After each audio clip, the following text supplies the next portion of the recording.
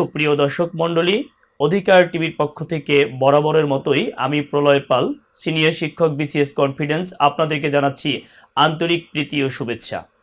Primary আদ্যপান্তের আজকের এই পর্বে আমাদের মাঝে অধিকার টিভির স্টুডিওতে উপস্থিত হয়েছেন সময়ের একজন জনপ্রিয় শিক্ষক, যিনি বাংলা ভাষা ও সাহিত্য বিভিন্ন জব কোচিং সেন্টারে পড়িয়ে থাকেন। তিনি হচ্ছেন আমিনুল ইসলাম মিলন স্যার। আমিনুল ইসলাম মিলন স্যার, অধিকার টিভির পক্ষ থেকে আপনাকে আন্তরিক ধন্যবাদ। আপনাকেও অসংখ্য ধন্যবাদ এবং আমাদের অধিকার টিভির যারা দর্শক এই মুহূর্তে যারা আমাদের অনুষ্ঠানটি উপভোগ করছেন তাদেরকে আমার পক্ষ থেকে আন্তরিক ধন্যবাদ জানাচ্ছি। আমিনুল ইসলাম মিলন স্যার, আপনি জানেন যে প্রাইমারি শিক্ষক নিয়োগের বড় একটি বিজ্ঞপ্তি প্রকাশিত হয়েছে এবং এই প্রাইমারি শিক্ষক নিয়োগ প্রক্রিয়া হচ্ছে দুইটি ধাপে সম্পূর্ণ করা হয়। একটি হচ্ছে প্রিলিমিনারি পরীক্ষা আর একটি হচ্ছে ভাইবা পরীক্ষা। প্রিলিমিনারি পরীক্ষায় 80 নম্বরের প্রস্তুতি নেওয়া হয়, যার মধ্যে অত্যন্ত গুরুত্বপূর্ণ একটি সাবজেক্ট বাংলা ভাষা ও সাহিত্য, আর যে সাবজেক্টটি আপনি সারা বাংলাদেশে এই জব প্রত্যাশীদেরকে পড়িয়ে থাকেন অত্যন্ত আস্থার সাথে। আজকে আমাদের এই দর্শকদেরকে এই বাংলা ও ভাষা সাহিত্যর কিভাবে সহজ একটি প্রস্তুতি নেওয়া যায় এবং বাংলা ভাষা ও সাহিত্যের প্রাইমারির জন্য গুরুত্ব সম্পর্কে আপনার কাছে জানতে চাইব। ধন্যবাদ স্যার আপনাকে। আসলে বিষয়টি হচ্ছে যে প্রাথমিক শিক্ষক নিয়োগে আমাদের যে বিষয়গুলো থেকে প্রশ্ন থাকে এর মধ্যে বাংলা অত্যন্ত গুরুত্বপূর্ণ একটি বিষয় এবং বাংলাতে আমরা বিগত সালে যদি প্রশ্ন বিশ্লেষণগুলো দেখি সেখানে আমাদের বাংলা থেকে 20টি প্রশ্ন থাকে এবং সেখানে নির্ধারিত নম্বর হচ্ছে 20 এবং এটার জন্য ইদানিং যেটি থাকে সেটি হচ্ছে যে নেগেটিভ মার্কিং। আপনি জানেন যে প্রতিটা প্রশ্নের জন্য 0.25 করে নেগেটিভ মার্কিং থাকে। তো সেক্ষেত্রে আমাদেরকে অত্যন্ত সতর্কতার সাথে এই প্রস্তুতিটি নিতে হবে। আর আরেকটা বিষয় বলবো যে এখানে অনেক শিক্ষার্থী আছেন যারা হচ্ছে যে বা চাকরি প্রত্যাশী যারা প্রথমবার পরীক্ষা দেয়, তাদের এই প্রশ্নের যে প্যাটার্ন সম্পর্কে আসলে ধারণা থাকে না, তো যার কারণে তারা অনেক প্রস্তুতি নেওয়ার পরেও আসলে কাঙ্ক্ষিত ফলাফল অর্জন করতে পারে না। তো এইবার হচ্ছে যে আমি ব্যক্তিগতভাবে, আপনি আমার সাথে একমত হবেন যে এত বড় সার্কুলার আমার মনে হয় যে বাংলাদেশি ইতিহাসে হয়েছে কিনা সন্দেহ, এবং আমার জানা মতে এরকম বড় সার্কুলার এর আগে হয়নি। তো শিক্ষার্থীরা এই বাংলা বিষয়টি নিয়ে অনেক চিন্তায় থাকে যে আসলে কীভাবে প্রস্তুতি নেবে।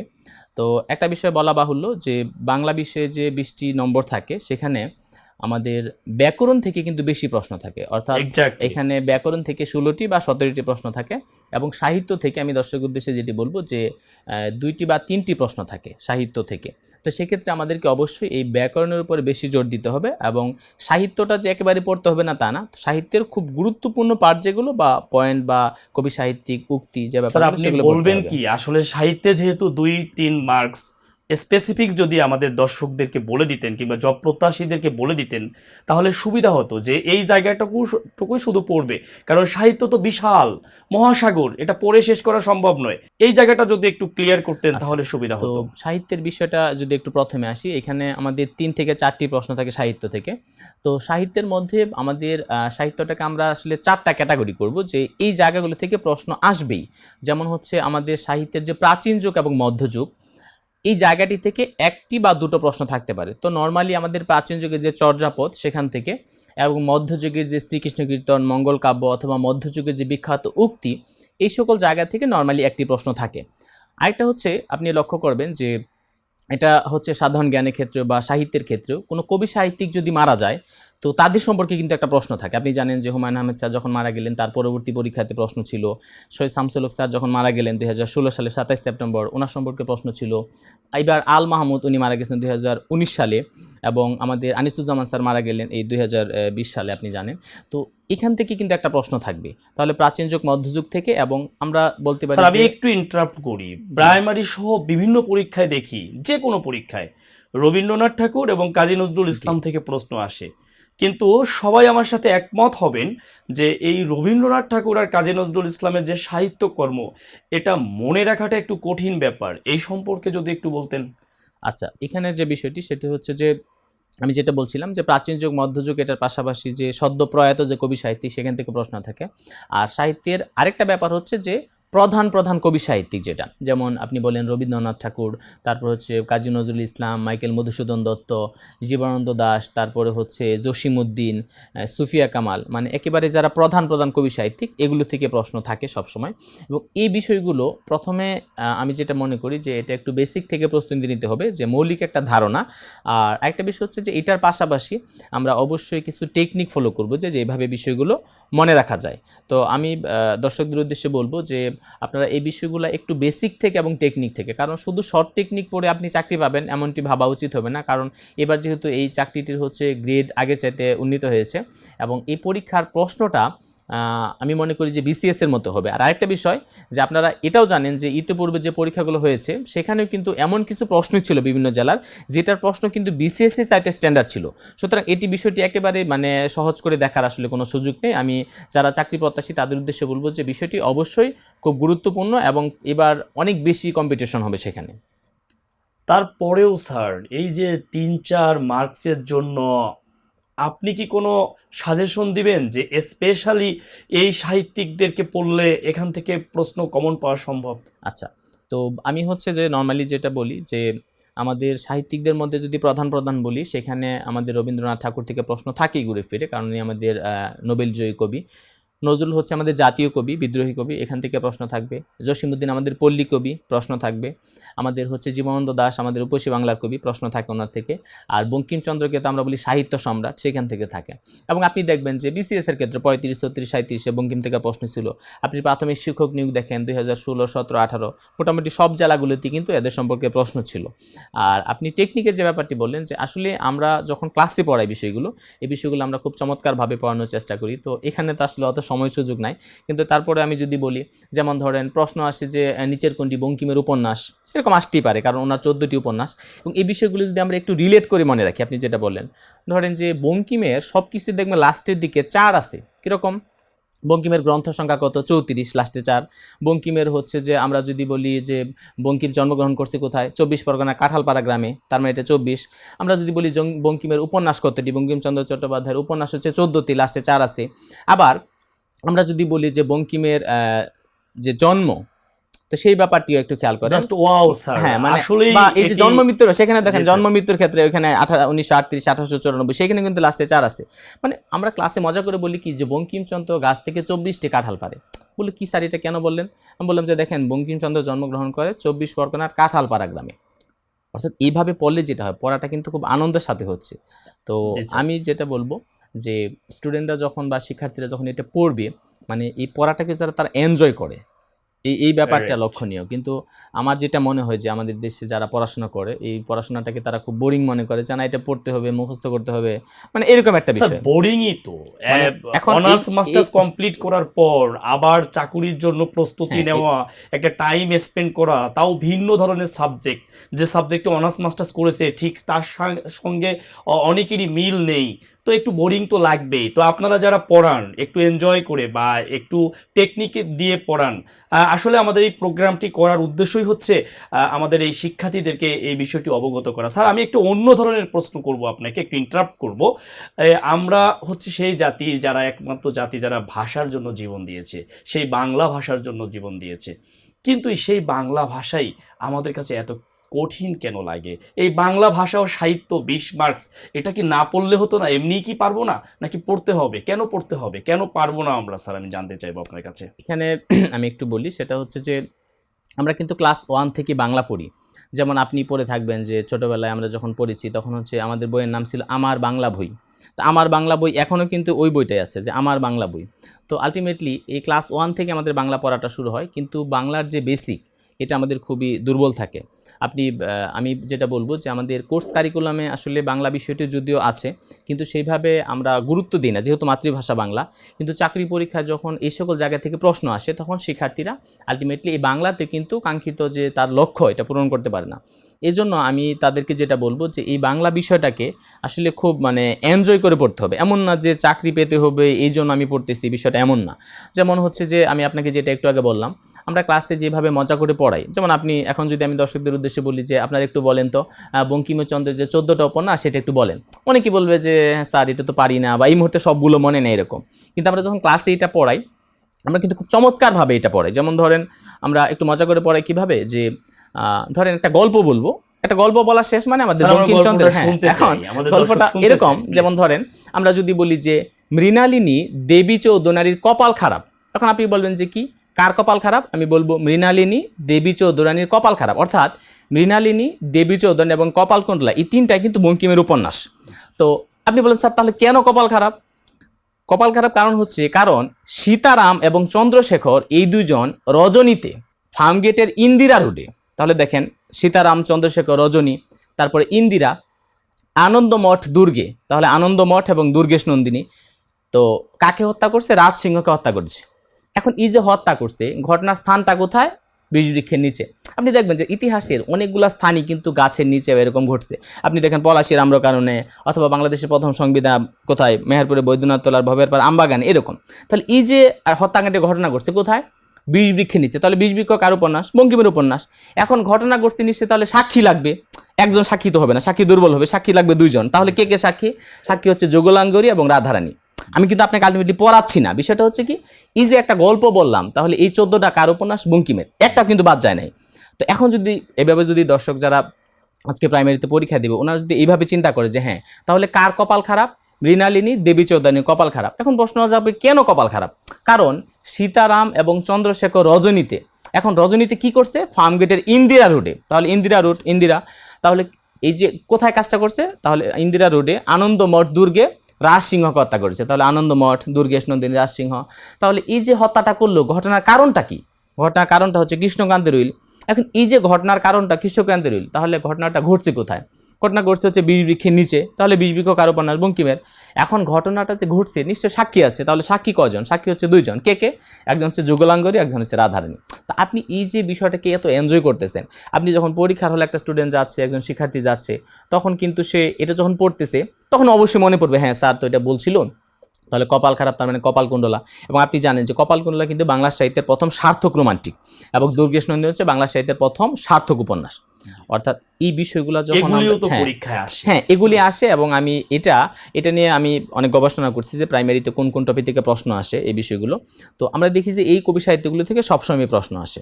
স্যার আমরা আরেকটা জায়গায় যাব, যেহেতু বলেছেন 20 মার্কস, 3-4 মার্কস যেহেতু সাহিত্য থেকে আসে, তাহলে বাকি মার্কসগুলো অবশ্যই ব্যাকরণ থেকে আসে।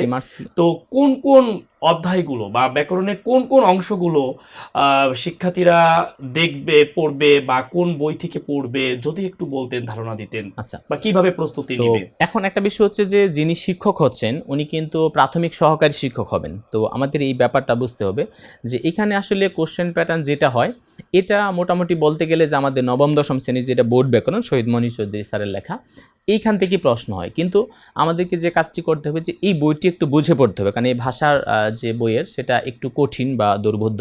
তো সেক্ষেত্রে যদি এখান থেকে তারা বুঝে বা বিষয়গুলো একটু টেকনিকে তারা প্রস্তুতি নেয়, তারা ভালো করবে। এবং সেখান থেকে আমি যদি সরাসরি টপিকে চলে যাই, তাহলে আমাদের কিন্তু বাংলা ব্যাকরণের প্রধান আলোচ্য বিষয় কিন্তু 4টি। তো অনেক সময় শিক্ষার্থীরা এটা না বুঝে প্রস্তুতি নেয়। আলোচ্য বিষয় 4টার মধ্যে একটা হচ্ছে ধ্বনিতত্ত্ব। তাহলে ধ্বনিতত্ত্বের মধ্যে কি গুরুত্বপূর্ণ, এটা একটা বিষয়। কারণ একটা ভাষার যে গাঁথুনি দিয়ে আমরা শব্দ তৈরি করি, সেখানে কিন্তু আমাদের ধ্বনি বা বর্ণের দরকার হয়। তো এই ধ্বনিতত্ত্ব থেকে নর্মালি একটা প্রশ্ন থাকে। আপনি দেখবেন এমন কোনো প্রাইমারি প্রস্তুতির পরীক্ষা নাই বা প্রাথমিক সহকারী শিক্ষক যেখানে ধ্বনি থেকে প্রশ্ন ছিল না। তাহলে ধ্বনি প্রকরণটা যদি তারা একটু বুঝে পড়ে, তাহলে এখান থেকে কিন্তু একটা প্রশ্ন তারা কমন পাবে। বিশেষ করে ধ্বনির পরিবর্তন, হ্যাঁ ধ্বনি পরিবর্তন এটা একটা। তারপরে হচ্ছে যে ধ্বনি প্রকরণও যদি আমরা বলি যে মৌলিক স্বরধ্বনি, যৌগিক স্বরধ্বনি, এই ব্যাপারগুলো। তো যাক, আমরা হয়তো বা ডিপে যাওয়ার সুযোগ হচ্ছে না। এরপরে আরেকটা বিষয় যেটা ধ্বনির সাথে যে আমরা ধ্বনির মিল করি, এটাকে আমরা বলি সন্ধি। আপনি জানেন যে ধ্বনির মিলন বা বর্ণের মিলন, তো সন্ধিও কিন্তু ধ্বনিতত্ত্বের একটা বিষয়। সন্ধি থেকে নর্মালি প্রশ্ন থাকে। তো নত্যবিধান, সত্যবিধান, এটাও কিন্তু ধরেন ধ্বনি, যে আমরা কোথায় ন হবে, কোথায় স হবে, এই নত্যবিধান সত্যবিধান থেকে একটা প্রশ্ন থাকে। তাহলে ধ্বনিতত্ত্ব ওভারঅল আমাদের শেষ। তো ধ্বনির সাথে ধ্বনি মিলে যেহেতু শব্দ হয়, আমাদের এর পরবর্তী যেটা বিষয় সেটি হচ্ছে শব্দ। তো শব্দ থেকে মানে এমন কোনো প্রাথমিক শিক্ষক নিয়োগ পরীক্ষা আপনি দেখাতে পারবেন না শব্দ থেকে প্রশ্ন ছিল না, এবং প্রতিটা পরীক্ষাতেই শব্দ থেকে প্রশ্ন থাকে। স্যার এই যে এত ভাষার শব্দ, এগুলো মনে রাখাটা কঠিন। আপনি কি কোনো পরামর্শ দিবেন যে শব্দগুলো আসলে কিভাবে আয়ত্তে আনা যায়? বিশেষ করে আমরা বাঙালি, আমাদের ভাষা বাংলা, কিন্তু বাংলা ভাষার শব্দগুলো যদি ইন্ডিকেট করতে দেওয়া হয় তাহলে অনেকেই পারবে না। এই সম্পর্কে একটু বলবেন কি স্যার? আচ্ছা, এখানে আমাদের মূল সমস্যা যেটা, আমরা যে বাংলা ভাষায় প্রায় 1,25,000 প্রায় শব্দ আমরা ব্যবহার করি, এর মধ্যে আমাদের দেশি শব্দের পরিমাণ খুবই কম, আমাদের তদ্ভব শব্দ 60% বা 60%, আর এর মধ্যে হচ্ছে 25% হচ্ছে তৎসম শব্দ। তো আপনি দেখেন এটা কিভাবে আমরা মনে রাখবো, কারণ আপনি একটা বিষয় লক্ষ্য করেন যে এখানে 1,25,000 শব্দ থেকে যে কোনো শব্দ দিয়ে বলতে পারে এটা কোন ভাষার শব্দ, তো এটা তো মুখস্থ করা আলটিমেটলি সম্ভব না। কিন্তু এই পরীক্ষাগুলোতে নর্মালি কিছু জায়গা থেকে প্রশ্ন করা হয়, মানে যেমন ধরেন অর্ধতৎসম থেকে অথবা দেশি শব্দ থেকে, এই জায়গাগুলো থেকে বেশি। তো আমি যেটা বলবো যে এই জায়গাগুলোতে আমাদেরকে অবশ্যই কিছু টেকনিক অবলম্বন করতে হবে। যেমন ধরেন আপনার তৎসম শব্দ এটি মুখস্থ করার কোনো দরকার নেই, কারণ হচ্ছে কিছু সিমটম থেকে বোঝা যায় যে এটি হচ্ছে তৎসম শব্দ। যেমন আমরা যদি বলি কোনো শব্দে যদি মূর্ধন্য থাকে 100% সেটি তৎসম হবে, কোনো শব্দে মূর্ধন্য থাকলে সেটি তৎসম, কোনো শব্দ যদি ক্রমবাচক হয় যেমন প্রথম, দ্বিতীয়, তৃতীয়, সেগুলো তৎসম হবে। যেমন আরও কিছু শব্দ আছে যেগুলোতে যুক্ত খ, তারপর হচ্ছে রি, রেফ, রফলা, ফলাযুক্ত, যেগুলো বেশিরভাগ ক্ষেত্রে কি 99% ক্ষেত্রে এই শব্দগুলো কিন্তু তৎসম হয়। তা আলটিমেটলি কিন্তু আমাদের এই তৎসম শব্দ মুখস্থ করার দরকার নেই। তারপরে আপনি যেটা বললেন যে শব্দ মনে রাখবে কিভাবে, এখন অর্ধ তৎসম শব্দ কিন্তু স্টুডেন্টরা বুঝে না। কীরকম বুঝে না? যেমন আমাদের বইতে লেখা আছে যে শব্দ সামান্য বিকৃত হয় সেটাই হচ্ছে অর্ধ তৎসম শব্দ, এবং সংস্কৃত থেকে যেটা বিকৃত হয়েছে। তো এই কনসেপ্টটা কিন্তু ভুল কনসেপ্ট। কেন ভুল কনসেপ্ট? কারণ আপনি যদি বলেন তাহলে গ্রাম থেকে গ্যারাম, একটা শিক্ষার্থী বলবে যে এটা তো অর্ধ তৎসম শব্দ, কিন্তু তাহলে আমি যদি বলি চন্দ্র থেকে চন্দ্র, এটাও তো বিকৃত, এটা কি অর্ধ তৎসম হবে? না, এটা কিন্তু কখনো অর্ধ তৎসম হবে না। তাহলে আমাদের একটা বিষয় মাথায় রাখতে হবে যে এই যে উৎপত্তিগত দিক থেকে শব্দ 5 প্রকার, আমি মনে হয় পড়াই ফেলতেছি বিষয়টা, যাই হোক না তো একটু স্যার এই ব্যাপারগুলো তো একটু ডিফিকাল্ট। এই বিষয়গুলো যদি অধিকার টিভিতে যারা নিয়মিত দর্শক আছে তারা শোনার পর যদি উপকৃত হয় তাহলে আমাদের প্রোগ্রামটি সার্থক হবে। আচ্ছা, তাহলে আমি যদি একটু বলি আর কি, সেটি হচ্ছে যে এই যে অর্ধ তৎসম শব্দ আর প্রাকৃত শব্দ, এটার মধ্যে আমরা পার্থক্য বুঝি না। একটা মানে একেবারে সিম্পল একটা টেকনিক বলবো, সেটা হচ্ছে যে এই যে তৎসম, অর্ধ তৎসম, তদ্ভব, দেশি, বিদেশি, এই 5টা শব্দই কিন্তু আমাদের বাংলা ভাষার স্বীকৃত শব্দ। দেখেন, তৎসম, অর্ধ তৎসম, তদ্ভব, দেশি, বিদেশি, আপনি আমার সাথে একমত হবেন। তাহলে তৎসম থেকে একটু পরিবর্তন করলে সেটা অর্ধ তৎসম, তাহলে অবশ্যই কিন্তু এই শব্দটা আমাদের সমাজ কর্তৃক স্বীকৃত। তাহলে আমরা যখন বলি আমি গ্রামে যামু, তারপরে আমরা অনেক সময় বলি যে গৃহিণী থেকে গিন্নি, আমরা বলি জ্যোৎস্না থেকে জ্যোৎস্না, স্বামী থেকে স্বামী, এই শব্দগুলো কিন্তু স্বীকৃত। তাহলে যে শব্দগুলো স্বীকৃত এবং বিকৃত সেটা হচ্ছে অর্ধ তৎসম। কিন্তু কোনো শব্দ যদি হয় স্বীকৃত বাট বিকৃত না, সেটা কিন্তু অর্ধ তৎসম হবে না। যেমন চন্দ্র থেকে চন্দ্র, আমরা কিন্তু কখন আকাশে চাঁদ দেখে বলি না ওটি চন্দ্র, তার মানে এটি অর্ধ তৎসম হবে না।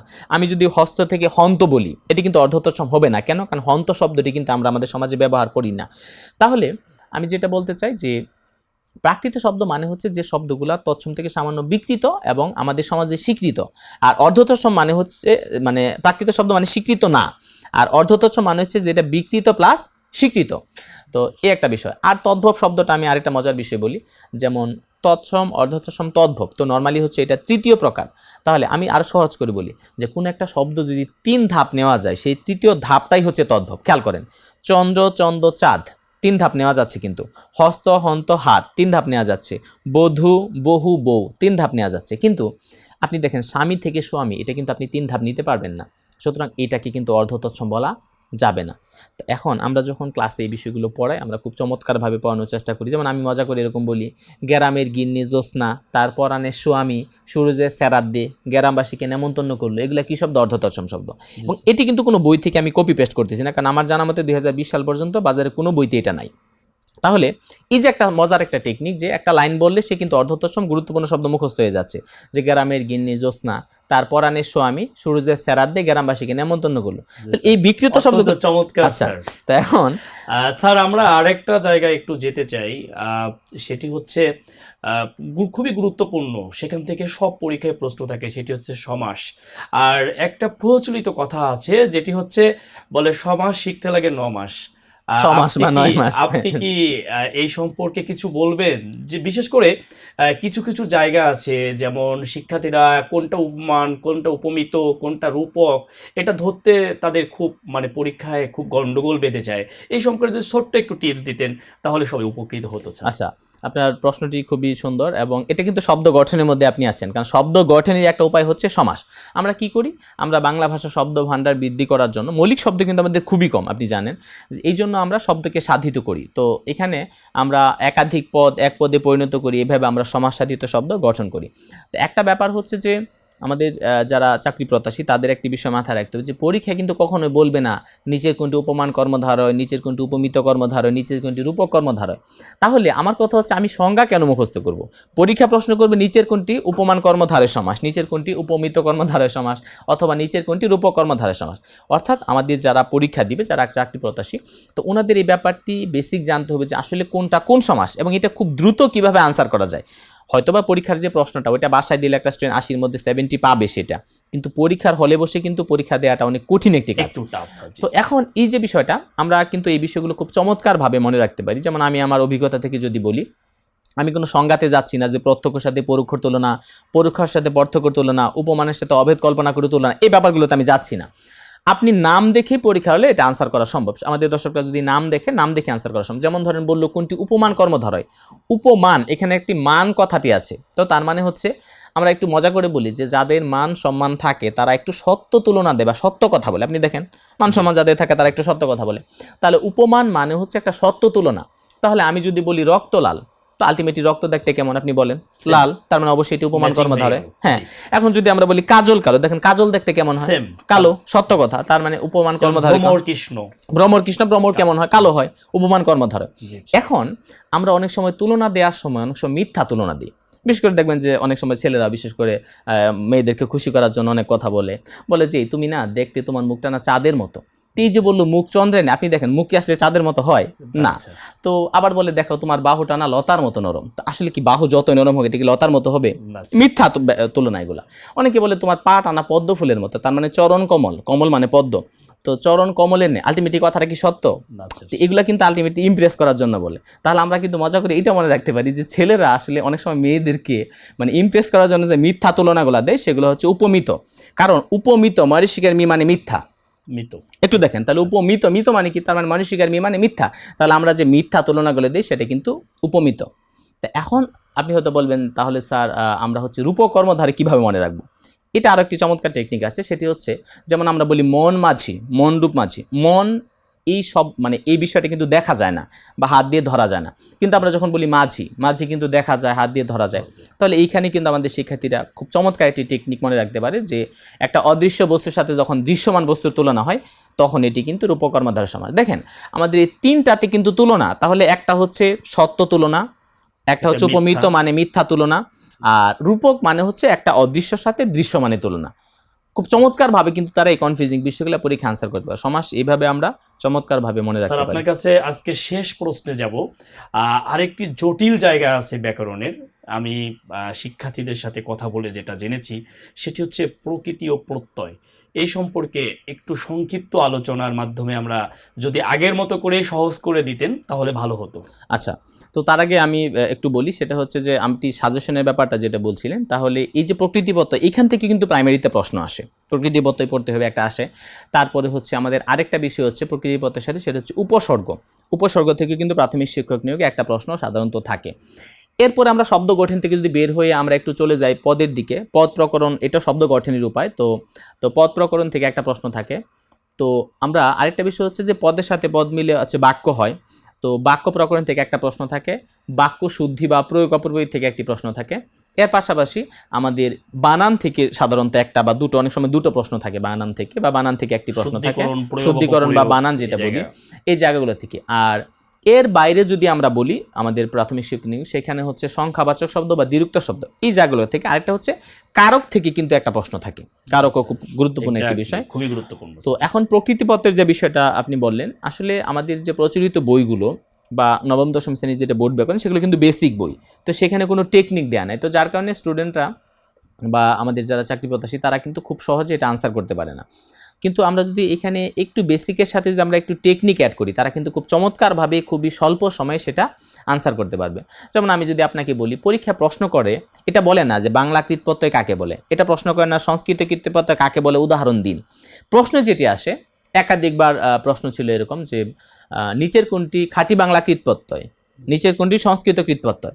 এখন তাহলে এটা আমরা কিভাবে চিনব? আমরা একটু মজা করে ক্লাসে পড়াই, যেমন যদি শুরুতে বাংলা ধাতু থাকে তাহলে সেই প্রত্যয়টি কিন্তু পরে যেটা হবে সেটি কিন্তু বাংলা কৃতপ্রত্যয় হবে। এখন বলে যে স্যার আমরা তো বাংলা ধাতু চিনি না, কোনটা বাংলা ধাতু? তাহলে আমরা এই বিষয়টি যেটা মনে রাখি যে আমরা কিন্তু বাংলা একটা গান বলি যে ও মাইয়ারে মাইয়ারে তুই অপরাধীরে, অথবা মেয়েরা বলে ও পোলারে পোলারে তুই অপরাধীরে। তাহলে তুই বলে আমরা যে ধাতুটা বলি সেটা বাংলা ধাতু, মুখস্থ করার দরকার নেই। যেমন তুই কর, তুই খা, তুই ধর, তুই হ, তারপরে তুই যা, তুই পড়, তুই ধর, এই যে ধাতুগুলা এগুলো কিন্তু বাংলা ধাতু। আবার আরেকটা মজার বিষয়, তাহলে বাংলা প্রত্যয় যদি আসে আমরা কিভাবে এটা আনসার করব? যদি বলে এই প্রত্যয়ের বিচ্ছেদটা কোনটা বা এটার সঠিক প্রকৃতি প্রত্যয় কোনটি, তাহলে ধরেন প্রশ্ন আসলো, যেমন পরীক্ষায় এরকম প্রশ্ন ছিল প্রাইমারিতে, মুরক, মুর যোকক মুরক, তুই মুর। যদি বলে খেল না, খেল যোক না, তুই খেল, তাহলে তুই দিয়ে কিন্তু আনসার করা যাচ্ছে। বললো নাচন শব্দের প্রকৃতি প্রত্যয়, তাহলে আমরা তুই দিয়ে বলবো তুই নাচ, তাহলে নাচ যোক নাচন, তাহলে কিন্তু খুব চমৎকারভাবে আনসার করা যাচ্ছে। এবার তাহলে বলবেন তাহলে সংস্কৃত কৃৎপ্রত্যয় কিভাবে চিনবো? তার মানে সংস্কৃত কৃৎপ্রত্যয় মানে হচ্ছে, তাহলে তুই দিয়ে বলা যাবে না।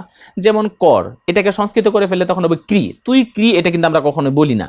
তারপরে আপনি বলেন যে ধর, তুই ধর, এটা বলা যাবে, কিন্তু তুই ধি, এটা কি বলা যাবে?